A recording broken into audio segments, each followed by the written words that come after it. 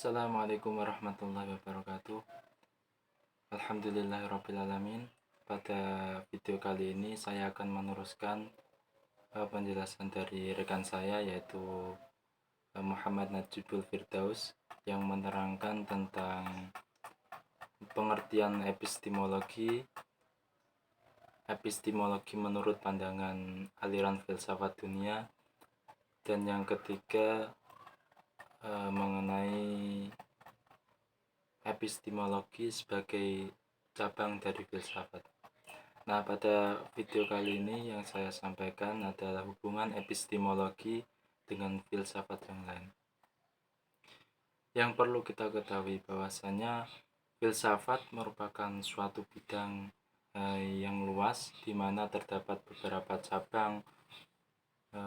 cabang ilmu lain yang berdiri di bawah induk filsafat, seperti metafisika, etika, estetika, logika, filsafat bahasa, filsafat pemikiran, filsafat sains, dan lain sebagainya. Nah, dari setiap cabang ilmu tersebut membincangkan sebuah perkara-perkara atau isu yang terdiri, misalnya metafisika yang membahas tentang tabiat kewujudan dan kebenaran, pengetahuan atau hakikat Tuhan, etika yang membahas prinsip-prinsip akhlak atau moral dan nilai-nilai akhlak tersebut, menjadikan pegangan seorang individu atau suatu kelompok agar hidup dalam keadaan nyaman dan baik. Meskipun materi yang dibahas dalam suatu cabang filsafat ilmu itu berbeda antara satu sama yang lainnya, sering menjadi bahan kajian ahli filsafat, namun semua berdasarkan pada dasar atau asas yang sama, yaitu mencoba untuk mencapai hakikat kebenaran dengan jalan keyakinan sebagai objektif akhir ujian. Nah, yang E adalah objek dan tujuan epistemologi. Dalam kehidupan masyarakat, tidak jarang pemahaman tentang objek disamakan dengan tujuan, sehingga pengertiannya menjadi rancau bahkan kabur. Jika diamati secara cermat, sebenarnya objek itu tidak sama dengan tujuan. Antara objek dan tujuan itu berbeda. Objek sama dengan sasaran, sedangkan tujuan hampir sama dengan harapan. Meskipun berbeda, tapi antara objek dan tujuan memiliki hubungan yang erat atau yang berkesinambungan, sebab objeklah yang mengantarkan tercapainya tujuan. Objek epistemologi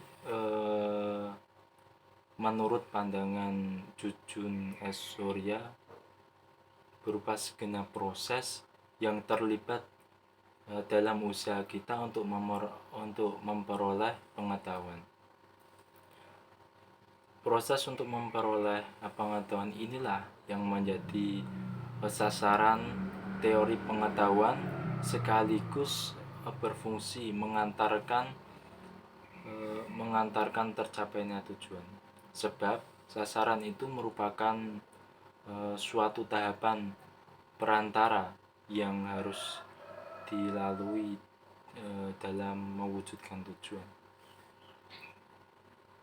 Kalau menurut pandangan Chasqui Martin mengatakan, tujuan epistemologi bukanlah hal yang utama untuk menjawab pertanyaan apakah saya dapat tahu, tetapi untuk menemukan syarat-syarat yang memungkinkan saya dapat tahu.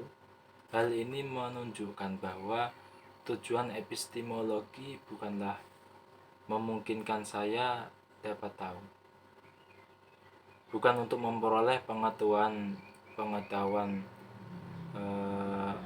pengetahuan maupun keadaan ini tak bisa dihindari. Akan tetapi yang menjadi pusat perhatian dari epistemologi adalah hal-hal yang penting dari itu, yaitu ingin memiliki potensi untuk memperoleh pengetahuan. Yang terakhir adalah landasan dari epistemologi. Landasan epistemologi disebut dengan metode ilmiah, yaitu cara yang dilakukan ilmu dalam menyusun pengetahuan yang benar.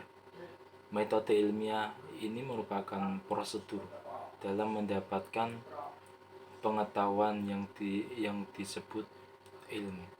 Jadi ilmu pengetahuan merupakan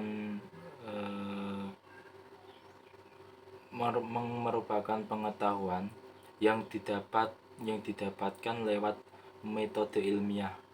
Tidak semua pengetahuan disebut ilmiah, sebab ilmu merupakan pengetahuan yang cara mendapatkannya harus memenuhi syarat-syarat tertentu. Syarat yang harus dipenuhi agar suatu pengetahuan tersebut bisa diyakini atau tercantum dalam metode ilmiah. Sekian dari penjelasan saya, semoga bermanfaat. Wassalamualaikum warahmatullahi wabarakatuh.